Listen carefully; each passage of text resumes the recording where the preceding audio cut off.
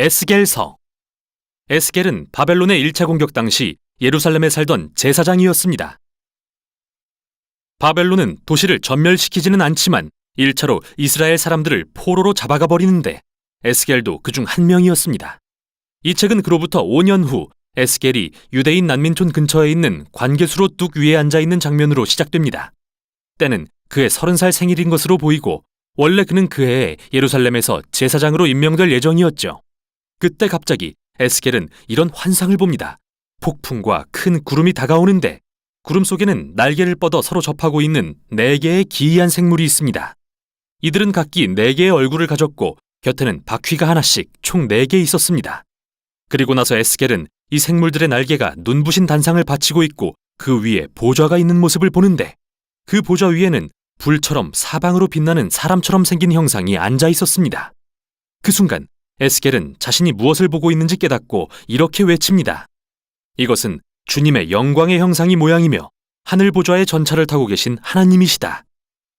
여기서 영광이란 단어는 히브리어로 카보드인데 무거운 또는 중요한이라는 뜻인데 성경의 저자들은 하나님이 직접 나타나실 때 그분의 형상과 특별한 의미가 있는 현현을 묘사하기 위해 이 단어를 사용하죠.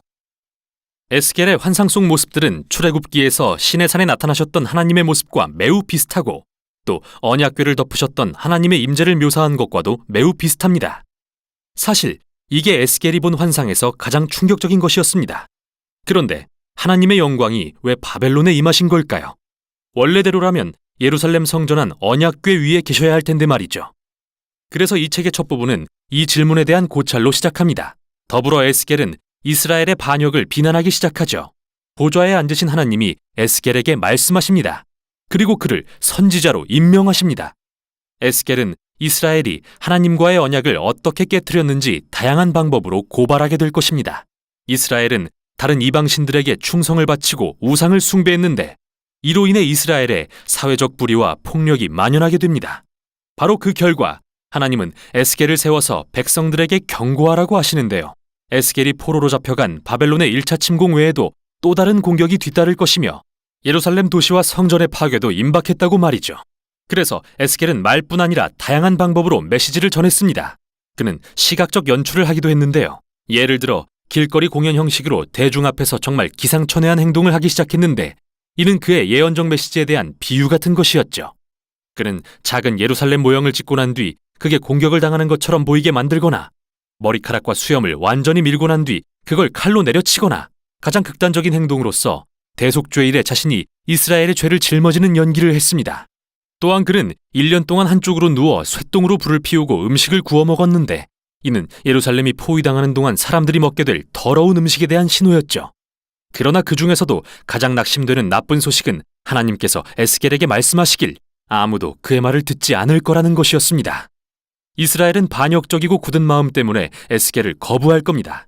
이는 광야에서의 반역 이후 모세가 이스라엘 백성에 대해 묘사하길 언젠가 포로가 될 것이라고 한 예언을 상기시키는데요.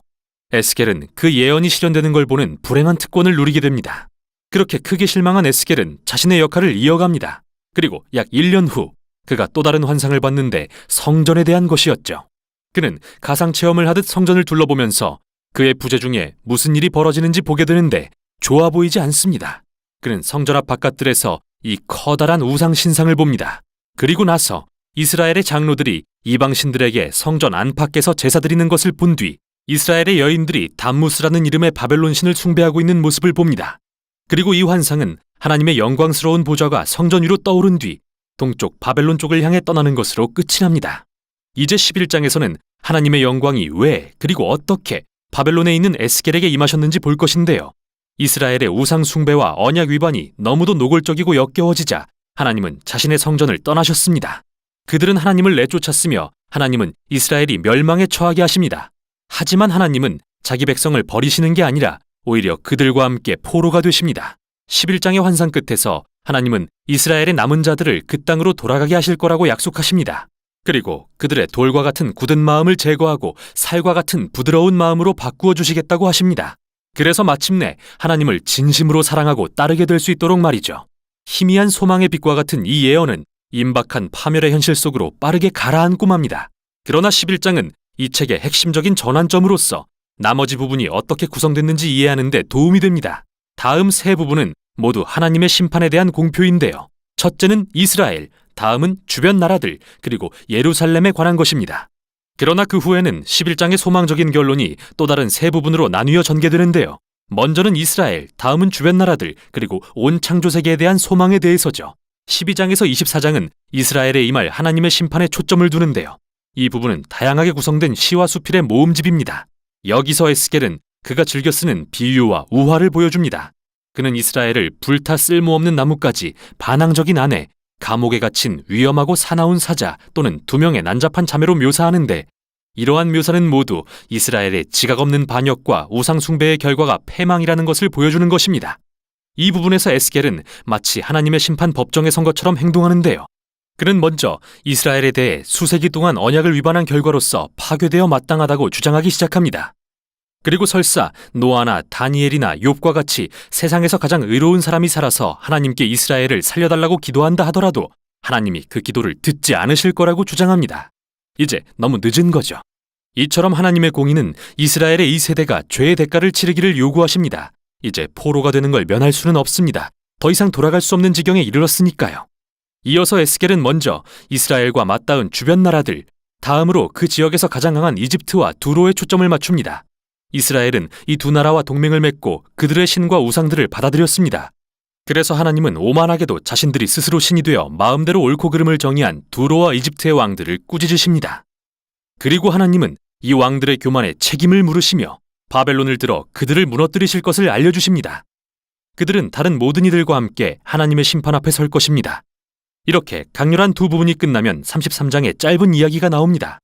에스겔은 이제 방금 예루살렘에서 온 한 난민을 만나게 되는데, 그는 에스겔에게 바벨론이 예루살렘을 공격해서 도시가 무너지고 성전이 파괴되었다고 알려주죠. 에스겔의 암울한 경고들이 현실이 된 것입니다. 그러나 11장의 결론을 기억하시죠? 이야기는 아직 끝이 아닙니다. 그리고 다음 편에서 우리는 에스겔이 본 심오한 소망의 환상을 살펴볼 것입니다. 우선 여기까지 에스겔서의 전반부였습니다.